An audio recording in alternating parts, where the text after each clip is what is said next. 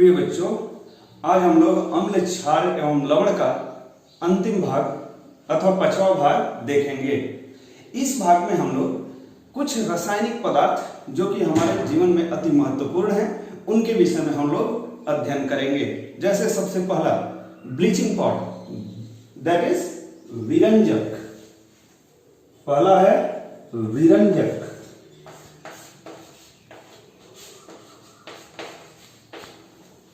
जिसे हम लोग इंग्लिश में कहते हैं ब्लीचिंग पाउडर। ब्लीचिंग पाउडर,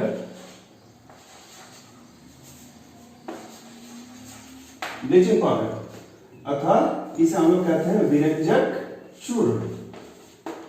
विरंजक चूर्ण, तो विरंजक चूर्ण का सबसे पहले हम लोगों को देखना है कि इसका हम लोग बनाते कैसे हैं।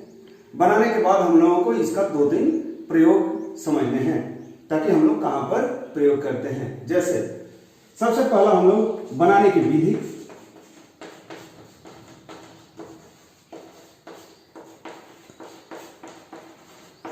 बनाने की विधि में हम लोग सबसे पहले कैल्शियम हाइड्रोक्साइड लेते हैं। Calcium hydroxide, that is also known as lime water. Lime water कहते हैं या इसे हम लोग स्लैक लाइम कहते हैं। स्लैक लाइम कहते हैं और इसका केमिकल नाम जो है कैल्शियम हाइड्रोक्साइड। कैल्शियम हाइड्रोक्साइड, तो ये इनका नाम है। अब देखिए इसमें हम लोग क्या करते हैं, क्लोरीन गैस को पास कर देते हैं। क्लोरीन गैस को पास कर देते हैं तो ये दे देता है CaOCl2 प्लस हो जाएगा आपको H2O प्लस H2O। तो इस तरह से हमें मिल गया ब्लीचिंग पाउडर। ब्लीचिंग पाउडर, इसे हम लोग कहते हैं विरंजक चूर्ण। विरंजक चूर्ण, तो ये बनाने की विधि है। अब इसमें हम लोग इसका उपयोग देखेंगे। उपयोग क्या क्या है इसका? उपयोग सबसे पहला हम लोग इसका उपयोग करते हैं कपड़ा उद्योग। लिनेन का कपड़ा जो बनता है, लिनेन उद्योग और कागज उद्योग। कागज उद्योग में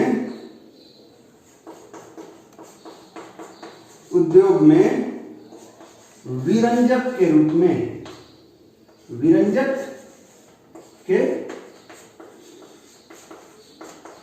में मतलब जो कपड़ा और लिनेन जो कपड़े के उद्योग है उसके साथ साथ कागज का उद्योग है, उसमें हम लोग विरंजक चूर्ण के रूप में इसका प्रयोग करते हैं। इसके साथ साथ दूसरा उपयोग इनका हम लोग उपचायक के रूप में प्रयोग करते हैं, मतलब ऑक्सीडाइजिंग एजेंट के रूप में भी हम लोग काम करते हैं। जैसा कि आपने पहले चैप्टर के अंतिम भाग में देखा था, उपचायक। तो यह कई रासायनिक अभिक्रियाओं में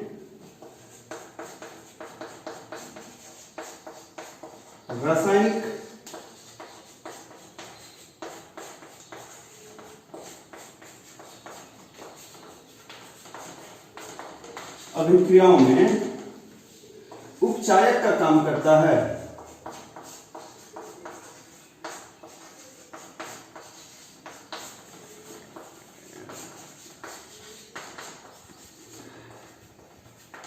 उपचायक का काम करता है।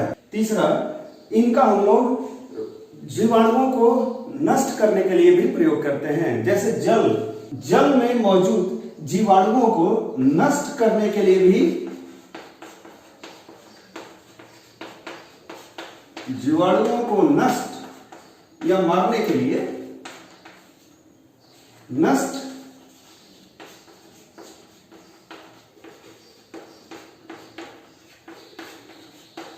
करने के लिए उपयोग किया जाता है।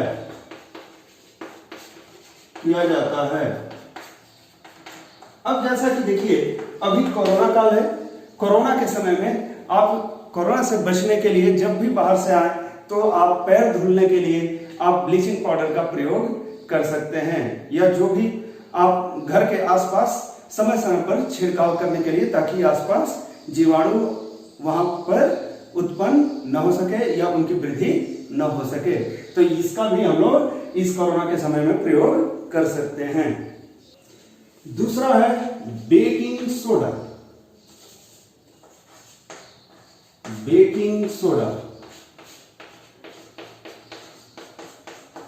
बेकिंग सोडा जिसका फॉर्मूला होता है NaHCO3।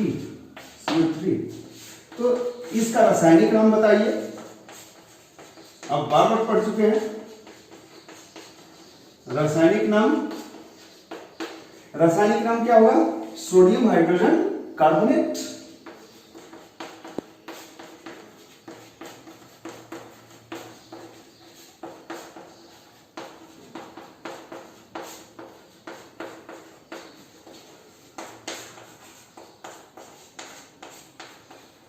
सोडियम हाइड्रोजन कार्बोनेट, या इनको हम लोग सोडियम बाई कार्बोनेट भी कहते हैं। Sodium by carbonate, sodium by carbonate. और हम लोग इनको कॉमन नेम में मीठा सोडा भी कहते हैं।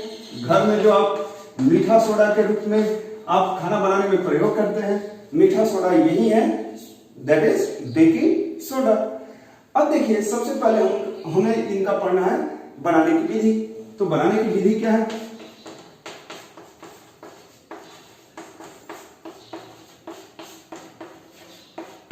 बनाने की विधि, तो बनाने की विधि में हम लोग सबसे पहले क्या करते हैं, नमक पानी का घोल लेते हैं। नमक और पानी का घोल लेते हैं। उसमें हम फिर क्या करते हैं, कार्बन डाइऑक्साइड पास करते हैं, और फिर हम उसमें क्या करते हैं, अमोनिया डाल देते हैं। अमोनिया, तो अमोनिया मतलब NH3 गैस। तो हमने क्या किया, सबसे पहले नमक पानी का घोल लिया, नमक पानी का घोल, उसमें कार्बन डाइऑक्साइड पास किया, फिर उसमें हमने अमोनिया गैस को पास कर दिया। मतलब ये हमारा क्या हो गया, एक्वस, यह लिक्विड है, यह गैस है, और यह भी क्या है, अमोनिया गैस है। तो यहां हमें मिलता है NH4Cl ammonium chloride plus sodium bicarbonate NaHCO3। तो यहां देखिए, हमें जो चाहिए था वह मिल चुका है, सोडियम बाइकार्बोनेट। तो यह एक बनाने का विधि हुआ। अब देखिए, इसको जब हम गर्म करते हैं तो क्या होता है, इसका गुण देखिए। गुण जब हम गर्म करते हैं, तो जब सोडियम बाइकार्बोनेट को जब हम गर्म करते हैं, तो गर्म करने पर यह क्या होता है कि आपको बन जाता है sodium carbonate plus CO2 plus H2, यह बन गया। अब देखिए, यह क्या है, सॉलिड है, यह क्या है, गैस है, और यह लिक्विड है। और जब हम गर्म करते हैं तो क्या होगा, यह भी गैस ही बनेगा।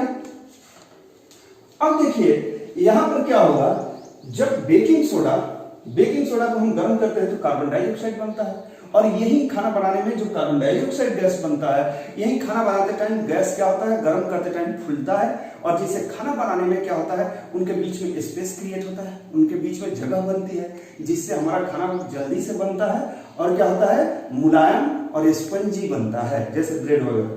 अब देखिए, यह तो बेकिंग सोडा हुआ, लेकिन एक है बेकिंग पाउडर।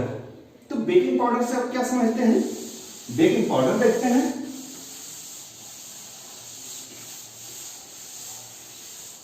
बेकिंग पाउडर,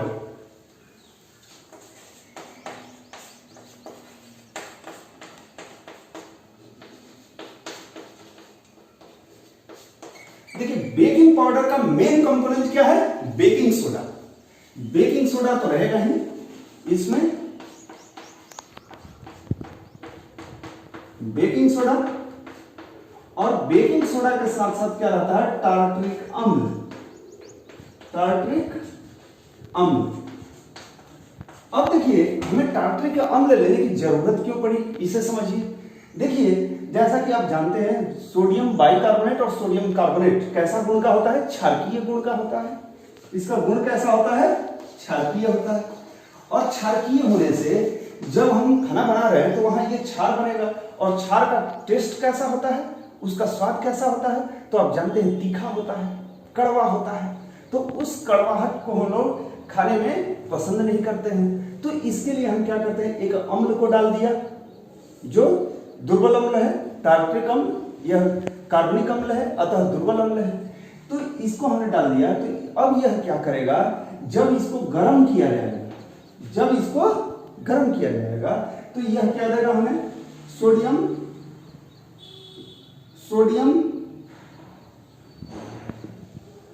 का अम्ल मिल जाएगा, सोडियम का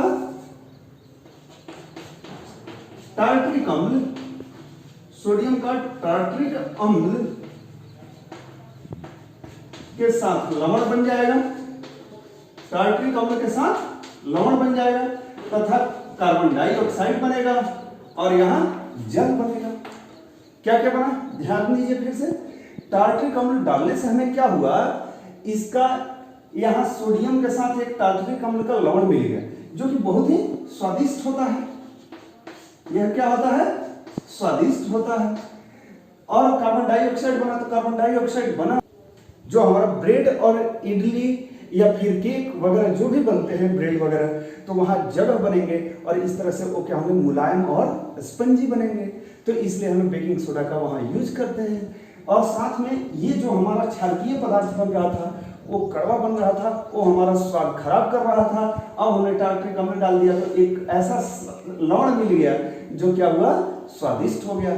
तो हम लोग क्या करते हैं, बेकिंग पाउडर को ऐड करते हैं। तो एक बात आप ध्यान रखिए, कॉम्पिटिटिव एग्जाम में जब बेकिंग पाउडर का आपको सूत्र पूछा जाए या बेकिंग सोडा का, तो यही है, लेकिन आप थोड़ा सा डिफरेंस है दोनों में, थोड़ा सा अंतर है। क्या है वो, इसमें टार्ट्रिक अम्ल डाल देते हैं, लेकिन दोनों में मेन कंपोनेंट क्या है, सोडियम बाइकार्बोनेट ही है। तो इसलिए इसमें परेशान होने की जरूरत नहीं है। अब हम लोग देखते हैं बेकिंग सोडा का उपयोग। बेकिंग सोडा का उपयोग, तो उपयोग में तो पहला हो गया हमारा, पहला उपयोग पाव रोटी,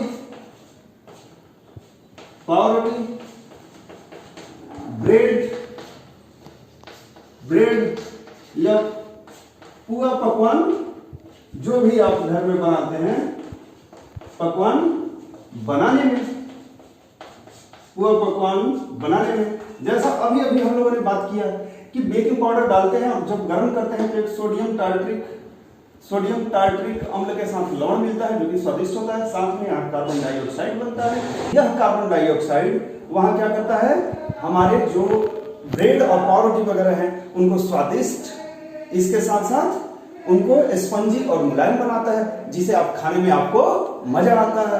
तो इसका हम लोग उपयोग सबसे पहले यहां करते हैं। दूसरा उपयोग, बेकिंग सोडा आप बार बार पढ़ते आ रहे हैं, यह एक एंटासिड है, यह एक एंटासिड है। दूसरा उपयोग, यह एक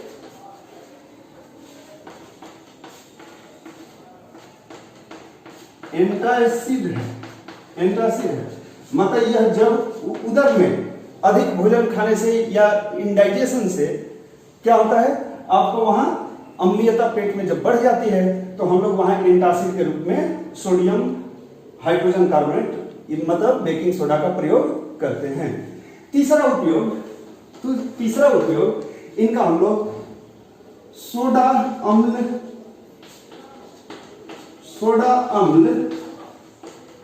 अम्ल अग्निशमक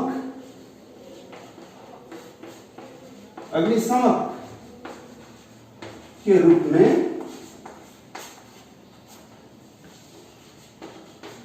में किया जाता है।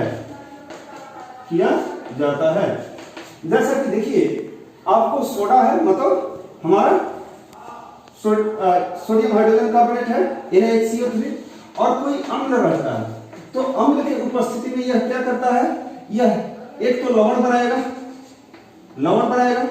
और लवण के साथ साथ क्या देता है, CO2 और H2O देता है। अब देखिए कार्बन डाइऑक्साइड जो बना, जब आप सोडियम कार्बोनेट में अम्ल डालते हैं तो यह क्या करता है, लवण और कार्बन डाइऑक्साइड देता है, और यह कार्बन डाइऑक्साइड क्या करेगा, जो भी कहीं आग लगा होगा उसे बुझाने में मदद करेगा। तो इस तरह से हम लोग सोडा अम्ल अग्निशामक के रूप में, मतलब आग बुझाने वाले पदार्थ के रूप में भी प्रयोग करते हैं बेकिंग सोडा का। तो ये रहे उपयोग। अब नेक्स्ट है washing soda. Washing soda, washing soda जिसका फॉर्मूला होता है Na2CO3.10H2। मतलब अगर इसका आप रासायनिक नाम लिखेंगे तो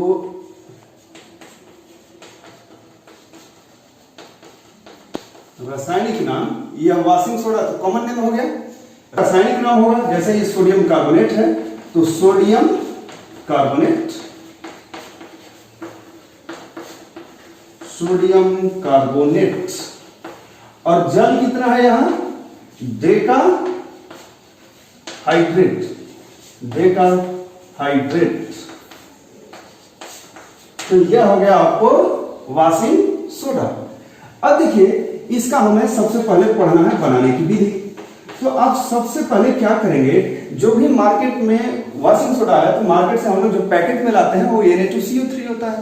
तो Na2CO3 आप बनाने का विधि बताइए, आप जानते हैं, आपको पता है बेकिंग सोडा बनाने, वॉशिंग सोडा बनाने की विधि आप बताइए कैसे करेंगे। सामने ही है जो अभी अभी आपने बेकिंग सोडा पढ़ा है कि हम सबसे पहले नमक पानी का घोल लेंगे, उसमें कार्बन डाइऑक्साइड पास करेंगे, फिर हम लोग अमोनिया गैस पास करेंगे, तो यहां हमें क्या मिल गया, सोडियम हाइड्रोजन कार्बोनेट। अब हम सोडियम हाइड्रोजन कार्बोनेट को गर्म कर देंगे तो क्या मिल गया, Na2CO3 मिल गया, प्लस CO2 प्लस H2। तो हमको यही चाहिए था, Na2CO3। अब हम क्या करेंगे, जब कपड़ा धोते हैं तो कपड़ा धोते के टाइम में हम लोग क्या करते हैं, सरफ को पानी में डालते हैं। तो जब आप सरफ को पानी में डालेंगे तो ये क्या करेगा, 10 जल का अणु ले लेगा और क्या बना देगा, Na2CO3.10H2। तो इस तरह से हो गया आपका वॉशिंग सोडा। तो वॉशिंग सोडा बनाने की विधि जो है एकदम बिल्कुल सोडियम बाइकार्बोनेट का आपने जो बनाया और फिर उसको जो गर्म किए उसी में आपको क्या मिल गया, वॉशिंग सोडा मिल गया। तो कई बार कंपटीशन में आपको वॉशिंग सोडा में सिर्फ फॉर्मूला यही देता है क्योंकि मार्केट से हम यही लाते हैं। और हम लोग जब पानी में डालते हैं तो पानी में डालते हैं तो क्या होता है, वहां 10 जल के अणु अपने आप आ जाते हैं। तो वॉशिंग सोडा का एक्चुअल फॉर्मूला क्या है, Na2CO3.10H2। लेकिन कई बार कंपटीशन में सिर्फ यही दिया रहता है क्योंकि आप मार्केट से पानी तो खरीद के नहीं लाते हैं, आप क्या करते हैं, आप सिर्फ पाउडर को खरीद के लाते हैं। तो Na2CO3 भी कई बार कॉम्पिटिटिव एग्जाम्स में दिया रहता है, तो इसे आप ध्यान देंगे। अब हम लोग देखेंगे वॉशिंग सोडा का उपयोग। इनका उपयोग, सबसे पहला उपयोग इनका हम लोग घर में साफ सफाई में प्रयोग करते हैं। घरों में साफ सफाई में प्रयोग करते हैं, साफ सफाई में प्रयोग करते हैं, में प्रयोग करते हैं। इसका हम लोग पानी की स्थायी कठोरता हटाने में करते हैं, हटाने में प्रयोग हम लोग करते हैं। जैसे कि पानी की 2 प्रकार की कठोरता होती है, एक है आपको टेम्पररी हार्डनेस, मतलब थोड़े समय के लिए जिसे हम लोग गर्म करते हैं तो वो हट जाता है। दूसरा होता है परमानेंट हार्डनेस, मतलब स्थायी कठोरता।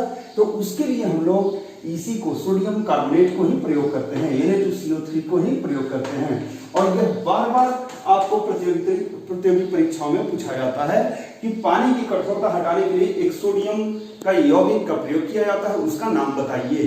तो यह बार बार पूछा जाता है, बहुत ही इंपॉर्टेंट। थर्ड पॉइंट, ये कागज साबुन तथा कांच बनाने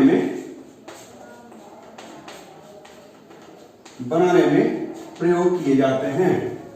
इसके साथ साथ इनका उपयोग बोरेक्स बनाने में होता है, बोरेक्स बनाने में। आज की डेट में अगर आपने प्रयोगशाला में ध्यान दिया होगा तो प्रयोगशाला में जितनी ग्लास के पात्र आपको दिखते हैं वो सभी बोरेक्स के बने होते हैं और उन पर बोरोसिल ग्लास लिखा हुआ रहता है। तो ये हुआ आपको वॉशिंग सोडा का उपयोग। नेक्स्ट है plaster of Paris. Plaster of Paris. Plaster of Paris English में इसे हम लोग यही कहते हैं, प्लास्टर ऑफ पेरिस, और शॉर्टकट में इसको पीओपी कहा जाता है। पीओपी, पीओपी शॉर्टकट में, पॉपुलरली बुक्स में आपको पीओपी यूज करता है, तो इसका मतलब होता है प्लास्टर ऑफ पेरिस। इसका रासायनिक सूत्र होता है, रासायनिक सूत्र CaSO4 .12H2। इसका सूत्र होता है, रासायनिक सूत्र कैल्शियम सल्फेट हेमीहाइड्रेट। इसका रासायनिक नाम हो गया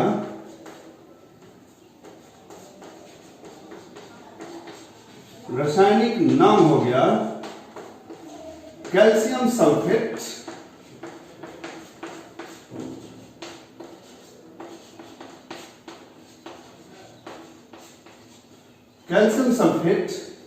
हेमीहाइड्रेट।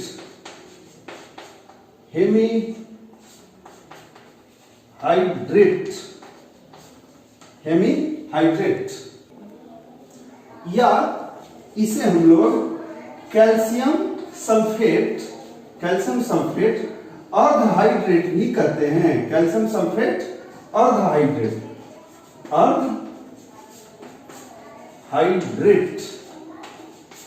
क्यों अर्धहाइड्रेट या हेमीहाइड्रेट?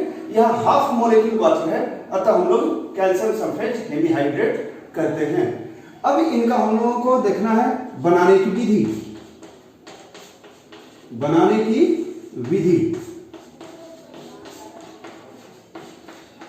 की विधि जो है, इसको हम लोग बनाते हैं जिप्सम से। जिप्सम का फॉर्मूला होता है CaSO4.2H2। इसका सूत्र है CaSO4.2H2। अब इसका नाम है जिप्सम को हम लोग जब गर्म करते हैं 373 केल्विन, या आप जानते हैं 0 डिग्री सेल्सियस बराबर 273 केल्विन, 0 डिग्री सेल्सियस बराबर 273 केल्विन, तो 100 डिग्री सेल्सियस बराबर 373 केल्विन। तो जब 373 केल्विन पर हम गर्म करते हैं तो ये क्या होता है, बन जाता है CaSO4.12H2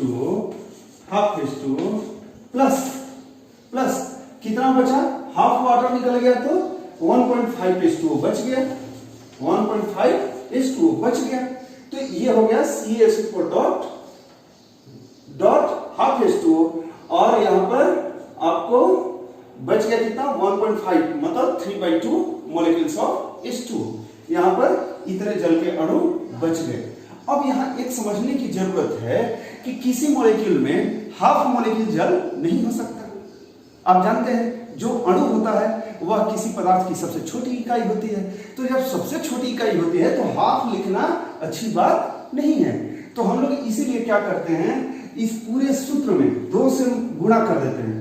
जब 2 से गुणा करेंगे तो क्या होगा, आप 2 से गुणा करके बताइए। तो 2 से गुणा करेंगे तो हो जाएगा क्या, CaSO4 हाफ H2O में हमने क्या किया, इसमें 2 से गुणा किया। 2 से गुणा किया तो कैल्शियम सल्फेट कितना हो जाएगा, 2 हो गया, लेकिन जल कितना हो गया, 2 into हाफ, मतलब 1 H2O, मतलब 2 मॉलिक्यूल कैल्शियम सल्फेट रहेगा तो 1 मॉलिक्यूल वाटर रहेगा। तो जो प्लास्टर ऑफ पेरिस है, इसका सूत्र आप ये लिखिए या ये लिखिए, दोनों सही है। और बुक्स में इसी को दिया रहता है। जैसे हमको पता है, ये वेल नोन है कि हाफ मॉलिक्यूल मतलब आधा मॉलिक्यूल नहीं रह सकता है, तो हम लोग क्या करते हैं, जब भी जरूरत पड़ता है तो 2 से गुणा कर दिए तो क्या आ जाएगा, ये आ जाएगा। तो इस तरह से आप इसके सूत्र को ध्यान देंगे। अब देखिए, अगर आप 100 डिग्री सेल्सियस से, अगर आप 100 डिग्री सेल्सियस से अधिक पर गर्म करेंगे तो क्या होगा? अगर 100 डिग्री सेल्सियस से हम अधिक गर्म करेंगे तो यहीं पर ये कैल्शियम सल्फेट 2H2O जो जिप्सम है, इसको हमने गर्म कर दिया। टेम्परेचर कितना है? 373 केल्विन से ऊपर है। तो यह क्या हो जाएगा? कैल्शियम सल्फेट प्लस 2H2O दे देगा, मतलब यह मृत हो जाएगा और यह काम नहीं करेगा। तो इसे हम लोग कहते हैं मृत प्लास्टर। अब देखिए, प्लास्टर जो है पीओपी, प्लास्टर ऑफ पेरिस, इसका एक बहुत ही अच्छा गुण होता है कि पीओपी में हम पानी डालते हैं तो ये धीरे धीरे 10-5-20 मिनट के अंदर में क्या होता है? हार्ड हो जाता है, मतलब ये धीरे धीरे क्या होता है? कठोर होता है। लेकिन जब अगर हमने 373 केल्विन से ऊपर गर्म कर दिया तो यहां से वाटर निकल गया, जल निकल गया, और जल जब निकल गया तो क्या होता है? यह अपना कठोर होने का गुण खो देता है, और इसी गुण खोने की वजह से इसे हम क्या कहते हैं? मृत प्लास्टर। क्योंकि अब जो इसका काम था धीरे धीरे कठोर होने का, वह ये भूल चुका है, अब हो नहीं रहा है, अतः इसे हम क्या कहते हैं? मृत प्लास्टर कहते हैं। अब हमें देखना है उपयोग, इनका हमें देखना है उपयोग। तो उपयोग में सबसे पहला उपयोग टूटी हुई हड्डियों को जोड़ने में। आपको जानते हैं जितने हॉस्पिटल्स में हम लोग क्या कर रहे हैं? अगर कहीं बोन फ्रैक्चर है तो वहां हम लोग प्लास्टरिंग करते हैं, तो प्लास्टरिंग में हम लोग इसी कंपाउंड का यूज करते हैं, पीओपी का यूज करते हैं। तो इनका हम लोग टूटी हुई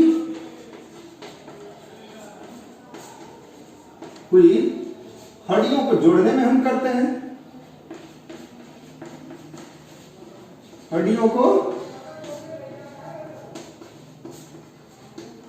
टूटी हुई हड्डियों को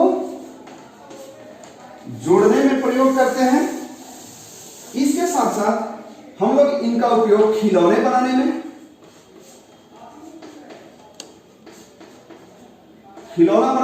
प्रयोग करते हैं।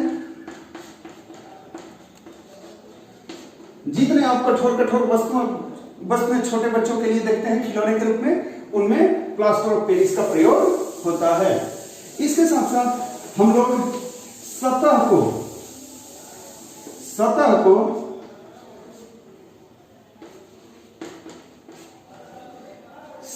चिकना बनाने में प्रयोग करते हैं,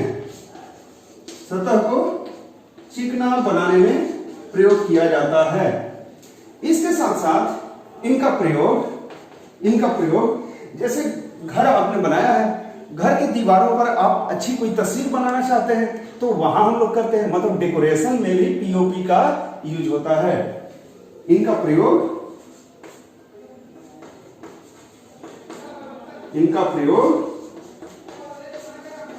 घरों के सौंदर्यीकरण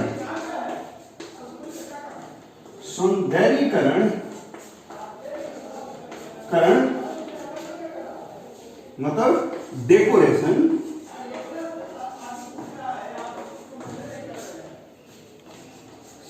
सौंदर्यीकरण में प्रयोग होता है।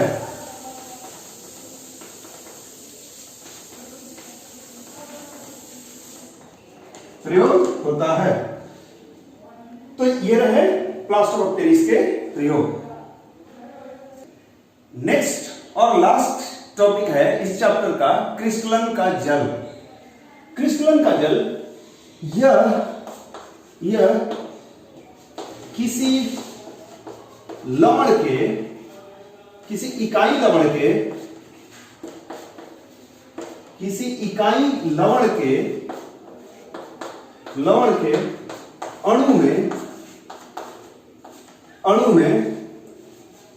अणु में मौजूद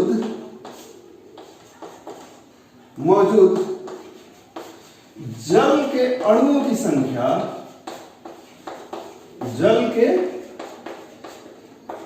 की संख्या,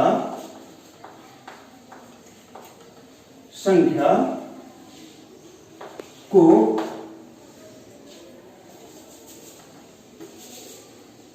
अणुओं की संख्या को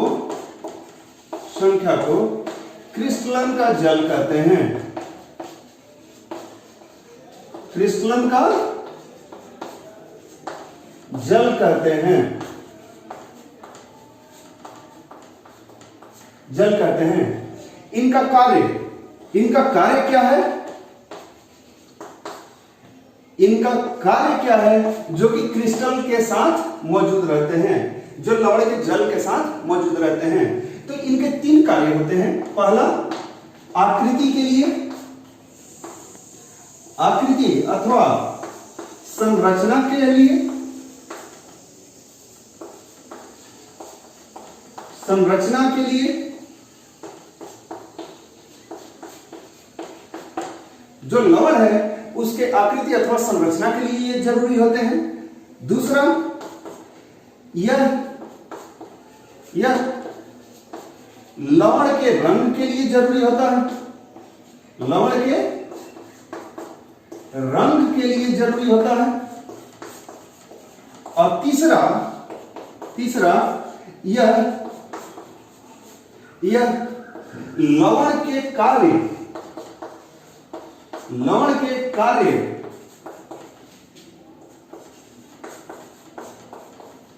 करने की क्षमता, लवण के कार्य करने की क्षमता के लिए जरूरी होता है।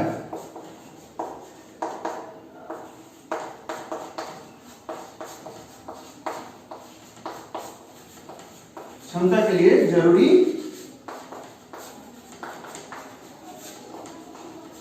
होता है।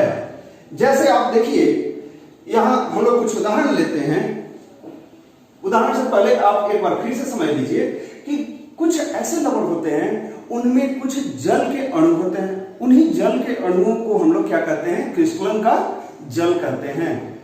और यह किस लिए जरूरी होता है? तो उस लवण के संरचना के लिए जरूरी होता है, अथवा उस लवण के रंग के लिए जरूरी होता है, अथवा यह उनके कार्य करने की क्षमता के लिए जरूरी हो सकता है। जैसे हम लोग उदाहरण लेते हैं इनका। सबसे पहला है लवण के संरचना के लिए। तो जैसे आप देखें, अभी अभी plaster of Paris, plaster of Paris का फॉर्मूला होता है CaSO4.2H2। अब देखिए, अगर आपने इसको क्या किया, जिप्सम को आपने गर्म कर दिया। जब टेम्परेचर आपने लिया कितना, 373 से ज्यादा ले लिया, 373 केल्विन से अधिक ले लिया, तो ये क्या हो जाता है? CaSO4+2H2। और यह क्या हो गया? मृत हो गया। क्यों? क्योंकि इसकी संरचना गड़बड़ हो गई।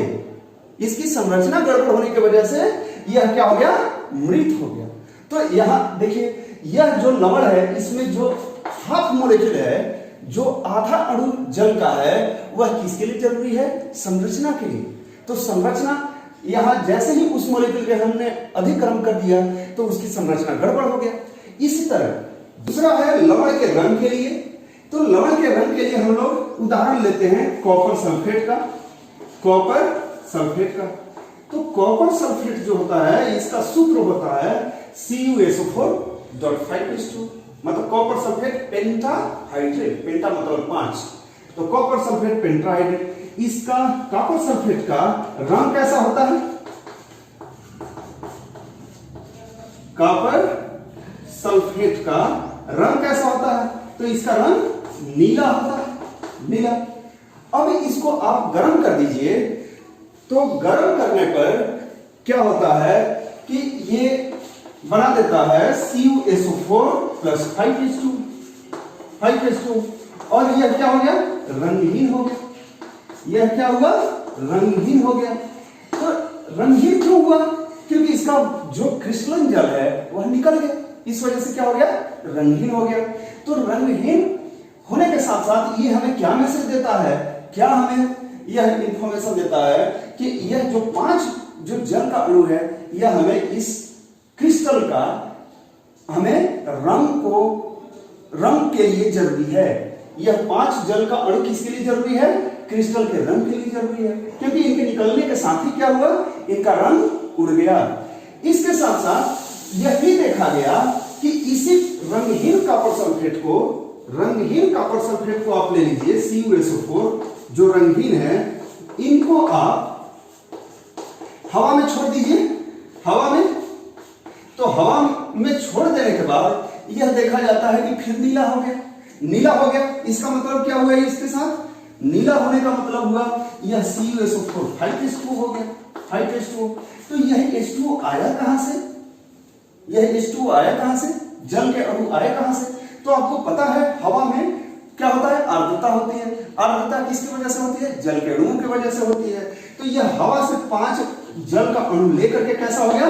पुनः नीला हो गया। तो यह बहुत ही इंपॉर्टेंट यौगिक है आपके लिए। जो भी आप प्रतियोगी परीक्षा के लिए देखें तो आपसे ऐसे पूछा जाता है डायरेक्ट कि कौन सा यौगिक हवा में आर्द्रता को पहचान कर सकता है, या किस यौगिक की सहायता से हम लोग हवा में जल के अणुओं की पहचान कर सकते हैं। तो आप बताइए कौन सा? आप किसको लेंगे? CuSO4 5H2, अन्यथा CuSO4 किसको लेंगे? तो सबसे पहले हम क्या लेंगे? CuSO4 5H2, उसको गर्म कर देंगे तो हमें CuSO4 मिल गया। लेकिन कौन हमें पहचान कराएगा? CuSO4 ही पहचान कराएगा, क्योंकि ये रंगहीन है। हवा में छोड़ देंगे, एक आपको चाइना डिश में लेकर के, एक पात्र में लेकर छोड़ देंगे तो कुछ समय बाद नीला हो जाएगा। इसका मतलब वहां क्या है? जल के अणु हैं। तो इस तरह हम पहचान कर लेंगे। तो किसके मदद से करेंगे? कॉपर सल्फेट की वजह से, CuSO4 की वजह से। तो यह जल को हमें हवा में पहचानने में मदद करता है। तो तीसरा है लवण के कार्य करने की क्षमता। तो लवण की कार्य करने की क्षमता देखिए, जब भी आप मार्केट से वॉशिंग सोडा लाते हैं, वॉशिंग सोडा लाते हैं,